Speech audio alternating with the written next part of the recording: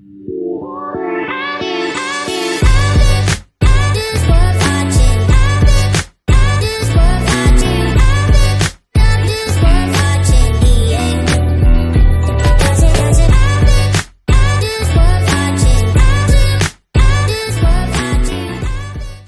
hello and welcome to an episode of Coffee with SamPaul. I'm currently in Melbourne at the moment on a bit of a journey back at my favourite cafe in Melbourne, Degraves, and I'm really excited to be chatting with my special guest today. He's the singer, songwriter, guitarist for a Melbourne band, the Degraves. Welcome, Alex Wren. Thank you so much for having me. Oh, my pleasure, man. I love the name. Oh, that's always good. Yeah. So I think you were saying off camera that it's a combination of like your middle name and what was the rest of the part of it? Oh, I mean, I didn't quite catch that. a nickname and a middle name. Nickname and a middle name. There you go. I mean, So I love it. Not too much for that. Yeah. So So how long have you guys been going as the Grenades? So I originally started like the project like a long time ago. So we're talking like kind of 2010. Oh wow. Long time ago. And like I put out like a couple of EPs and stuff, and you know we're starting to do a bit of TV, a bit of radio, and you know when you're young, like very young, because you know I was like 16, 17. Yeah, but, wow. Your tastes change as you get older, and the rest of the band, you know, it kind of just all moves around. And you know, I spent like probably 5 years trying to do like a prog kind of opera album, long form thing, right? Like a few hours.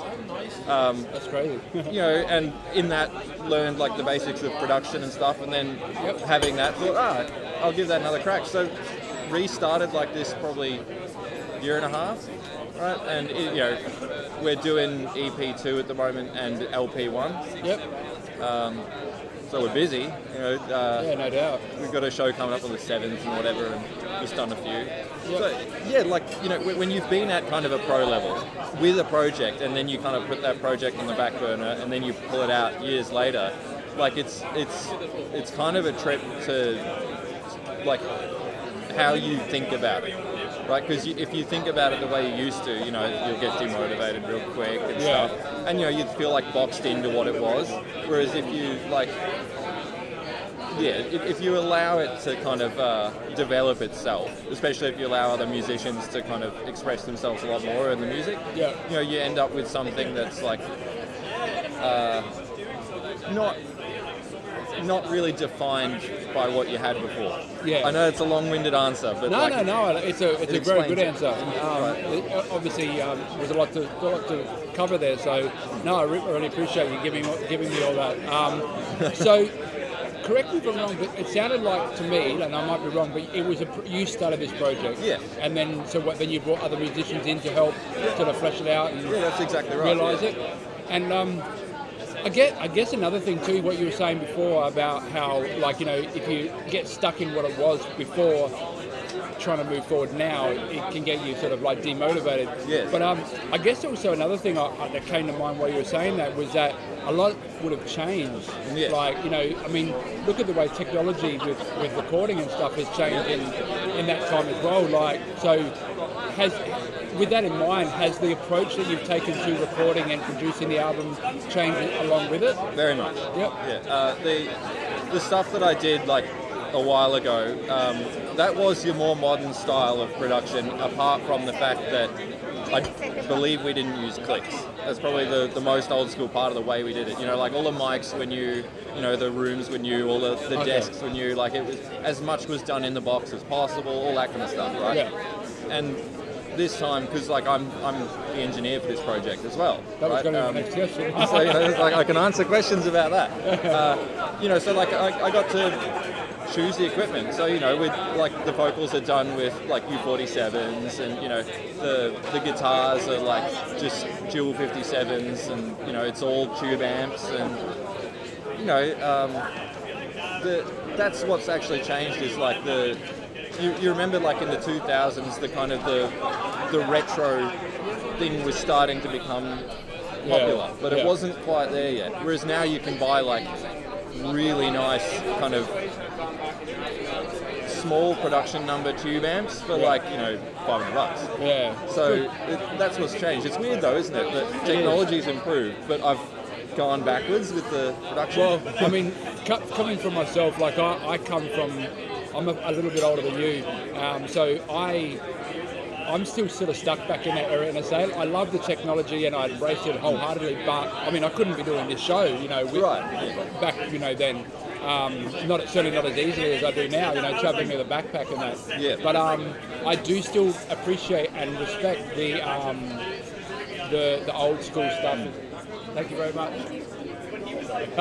The old school stuff.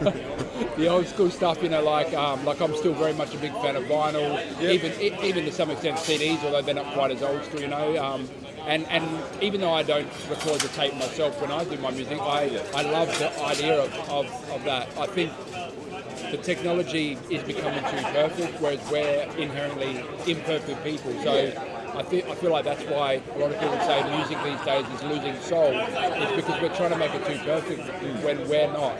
Yeah. So, well, it's that whole Jack White thing, isn't it? Of how he used to say, like, he tries to make his process as difficult as possible. Yeah. So that it's not like, oh, just throw this here and it's meaningless. Yeah. Right? Which there's merit to that. I mean, it depends on what you want to make, obviously. Yeah, but, of course. To make like your, we're aiming to do like kind of a mix between like your 80s kind of, arena rock thing, but also with like a lot of the 2000s kind of DNA in there, like your alternative kind of era. I like that. And, that lends itself well to that kind of a little bit more old school production process. Yeah, right. But, I mean, obviously, if you want to go doing something like Pyromania, right, well, you're not going to do that like minimalist, Yeah, there's some places where you need the whole kick and caboodle, so to speak. Yeah, and I mean, we've got 4 singers in the band. Okay. And so, we do occasionally just like throw a wall of vocals at a song. Yeah, right. But we've got, the new EP will be out definitely in the next few months. There will be a lot more of that kind of stuff on it. There's not so much of that on the first EP. Okay. It's a little bit more stripped down. And when you did the first EP and with the second EP coming, are you going to be doing like some sort of hard copies for people that are like myself that dig that? Yes, absolutely. There's already some have been sold. Oh wow, that's awesome. We'll see about actually getting them delivered. It's like this has all been, quite quick the way things happen this year. But there will be a hard copy with an art book and lyrics and a little bit of extra info and stuff. Excellent. I love that. Because I'm the kind of person I like streaming for the convenience, but when it comes down to it, if I really dig someone's music, I want to hold it in my hand, Yes. I want the full kit and caboodle, the artwork, the production credits, because I dabble in production myself, and like, I've always been fascinated by seeing who's involved with a production. Obviously, I know that you're the one involved in this case, so I don't need to read it for that. But it's still really interesting to read, and I just think like, everything's becoming so disposable these days, you know what I mean? Like, I could today go and delete my music off, say, Spotify, and no one would be able to get it anymore, Whereas back in the day, you couldn't do that, because, like, unless you go around to everyone's house and steal back your CDs. Well, And I love that about it, you're actually paying for something. It's not just some digital sort of thing that just can be removed at any time sort of thing, so... Yeah, very much. Like, it's such a disappointment that... like the gravitas and the real like meat of music, if you will, is like kind of lost because of this disposable kind of way it's viewed now. I guess like a lot of that is, a lot of people are trying to go into just streaming, and they're not trying to like, if you ask me, I think your streaming should be the advertisement for your live act. Absolutely. Right? And then, like your music has like some kind of memory and and context associated with it. When you do that, people who come to see you, like that's a night, that's an event. Like, exactly. Whereas, exactly, and it's like that's like so important for music to be memorable and really connect with it. Absolutely. Right? Not a lot of people are trying to push that at the moment, which is weird. It is weird. It is absolutely. Yeah, no, I agree. And I mean, one of my best memories are going to see bands live, not buying their albums so much, but when I got to see them live. You know, and I think it's sad that we're not seeing a lot of that, especially on a local level. Yes. And obviously, you're still getting your big artists that tour and all that and whatnot, but. Like there's a lot more good music out there than just those artists, and it's a shame that they're not getting more, recognition and live show, attendance and stuff. So, yeah, there's a limited market size for it, just because a lot of places have closed down in the past kind of 10 years. And when I started, things were starting to close down, and like over COVID, we've lost like what. 15-20% of our bars, that adds up. I remember being involved in a show in Adelaide, and during COVID, because we weren't locked down quite as much as what Melbourne was. I don't think anyone was locked down as much as Melbourne was. But I remember doing a show, and the venue was only like an 80 to 100 capacity, but they were halving that to allow us to run it, and it was just ridiculous. Like the vibe was just not the same. No, people came because they wanted to get out of the house, but it wasn't anything like what we were used to. I remember venues like that and events like that. Doing it. It was very strange. And I'm not going to give a commentary on COVID. I mean, everyone's done that ad nauseum, but it's just like it is difficult, more so than before COVID at the moment, if you want to be a live act. But on the other hand, it's like you get out what you put in a lot of ways. That's true. Yeah, that's a good point. A lot of. I mean, I was like this, when I was young. Like I used to think, I'll just make good songs and then people will come and then everything will be fine. Build it and they will come. Music doesn't work like that. No. But it does. There's only one extra step in there though, isn't there? Because like the one extra step is just make sure people get to hear your music. Yeah. You add that in there and it actually all does kind of work out. Yeah, that's You don't true. have to be like a virtuoso or like the best shredder ever or whatever, or you don't need the fanciest equipment, but you do need to show up and make sure people hear it. Right? Absolutely. That's a very good point. Very good point. That's why I marvel when people comment like on some sort of artists that are out there doing really well, and they're but they're not very good guitarists or they're not the best singers. Like you hear that a lot. but they're showing up. Yes. They're putting on a performance and they're creating an atmosphere. So they're ticking all my boxes. You know what I mean? Like they don't have to be the best at what they do necessarily, but they show passion and they show. Show up, like you said. So, and I mean, you can like being the best at an instrument. It's like, well, if you can play notes fast, that's one thing. But like, are they notes that are pleasant to hear, right? Exactly. And do people feel good when they hear them, right? Like, I think that's way more important. I think making people feel either good or just feel something is way more important than better hit 17,000 notes in 30 seconds or something ridiculous. Like, don't get me wrong, I admire the skill that takes, of course, as I'm sure you do too. But I would rather go see someone hit 3 notes every few minutes and do them well and draw some sort of emotion out of me than watch some guy just go and I feel nothing. Yeah, it's like you need. Like pop is a really good example of that, and like I'm talking pop like late 80s to like now, right? Simple melodies that are like they stick in your head and go round and round, and it makes your brain feel good, right? Like to just digest that series of notes, and like it's such good proof that you don't need to spend weeks making sure that you've got like the perfect fucking 10-minute solo, like you don't, like, I say that without a hint of irony, based on what I've just recorded. But you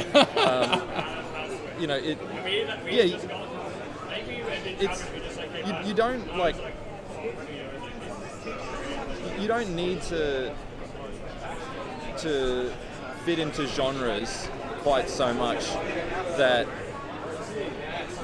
it causes like.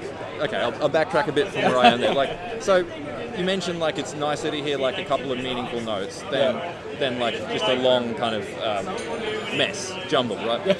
But like a lot of people are only doing that kind of thing because it's kind of they're in a genre and then that's the thing that you do in that genre. Oh, of course. Guitar solos are a great example of that. You really don't need one in every song, but every rock song has one. Absolutely. that kind of thing is what I'm thinking about. Like, Yeah. I mean, if we had like kind of one goal that we're doing, we don't want to be like, we're not a pop rock band, we're not like a classic rock band, we're not like a metal band, you know, whatever. Yeah. Like, we try and keep it as vague as possible. So, you know, we can do a ballad, we can do an electronic song, you know, we can like mess with it. Yeah. I think that might be part of what's the challenge facing live music in Melbourne at the moment, right? Like, everything's like real niche and specific, and those niches are filled perfectly. Yeah. Everyone's doing great, but the thing is, it's like a lot of people are not kind of just focusing on the experience rather than the context and connotations and all that kind of stuff. Yeah, I get you. Sorry, rant. No, that's all right. I'll just probably round up with just one last question. Yeah. And then I'll ask you kind of where people can find out about you. But I'm just curious about the engineering aspect that you mentioned, you're engineering the next album. Yeah. Is that something that you set out to do when you started the first EP, or is it more just a case of you're the one there, so you'll do it kind of thing? It's kind of both. Kind of both? I mean, you know, this most recent EP, like, that was kind of a chance to... So you remember I mentioned that I did like 5 years of trying to put together a prog thing, right? That was when I learned how to use... Like, I use Logic for most things. So that's when I learned how to use Logic. And so, you know, it was just like, okay, I'm going to put all these skills into one thing and see what I can make out of that. Could it be better? Yes. A lot. But, you know... I think we could always do better, like, Yeah. you know what I mean? And that's experience. Yeah, exactly, it is. And, you know, the band's got a full lineup now. Yeah. It didn't then. I had to do all of that myself. You know, apart from obviously Bray's backing vocalist. Yeah. But, you know, as far as like the engineering in general, with that EP, like, I didn't do like a course, so none of it's probably right. I know basics, you know, like I know how to make a bass drum not interfere with a bass guitar, and then make that work over a mix. Like, that's a basic skill. I know how to do that. You know, I'm not like a great engineer or something. You know what? At the end of the day, though, if you achieve what you want with your music, to me, that's a really important thing. You know what I mean? Yeah. Like, maybe you wouldn't work if you were doing someone else's band, but you're not doing someone else's band, you're doing yours. And, you know, if it works for you, I think that's great, you know? I think it's wonderful. I think more bands should have at least some input, like, into that kind of sort of thing. Oh, very much. A lot of the time I think they just sit back and go, well, you're the engineer, you do it. Yeah. You know, but I think understanding it. It kind of, doing that works well if you've got like a real gun producer. Oh. But like, if you don't, you kind of have to put that hat on. And, you know, it's, I suppose if I'm going to like round off my answer to that with something helpful for people to hear it, it'd be like, view production of your music as like part of the songwriting process. Yeah, absolutely. Because it is creative. Oh, I agree wholeheartedly. So many creative choices in there, right? And absolutely. Yeah, that's probably my like number one advice for like bands or artists. Yeah. Me, great success that I am. Hey, look, you know, you're actually doing it, and I think just even doing it is a success in itself. Like, I've been spending a lot of time, you know, like, working on my own self as a person for the last few years, and one of the key things that's come out of that is to just do things. You know, a lot of us make excuses which cause us to procrastinate on things we should or want to do. This podcast is a good example. For many years I wanted to do it, but I kept making excuses why I couldn't or shouldn't. And then one day I thought, fuck it, just going to do it. Yeah, like I'm the same. Yeah. And you know, if you've got, obviously don't do that if you don't have an idea, but if you have an idea of where you want it to end up, 100% do that. Absolutely. Yeah. And just before we finish up, I just asked where people can find your music. Okay, so like YouTube and Spotify and all this, you can find us if you look up the Grenades. And then, you know, our first EP was called Spectre. Spectre. SPECTRE. You can find it there. Yep. Really good, by the way. You enjoyed That's it? the one you sent me the link to. Yeah. Yes. Yeah. No, I did. It's not really like what I would consider my typical kind of music, but no, I appreciate it, man. It's really good. It's mainstream enough that anyone can kind of put it on, and Absolutely. it's not going to hurt you too much. Yeah. Next minute, man dies by listening to Spotify. There's a bad review for you. Definitely not. Definitely check it out. Awesome. This has been a really great time. Thanks so much for putting a bit of a spotlight on us. Oh, no problem at all, man. I appreciate you reaching out when I put the call out, and taking the time out of your Saturday to come and have a chat with me. And I wish you all the best with the EP. I'll be keeping an eye out for it, and if I can get back over for one of your shows, then I'll try and score myself a free copy of the EP. Yeah, you'll definitely get one and a free ticket. Sure. Oh, legend. I'll keep you posted. No, but thank you very much, Alex. Thanks so much Appreciate again. it. And we'll be in touch. Keep an eye on what's going on, and hopefully next time we chat, there will be some good developments in the middle. No worries. Sounds good, man. Yeah, cheers. All right, cool. All right, thanks again. See you later.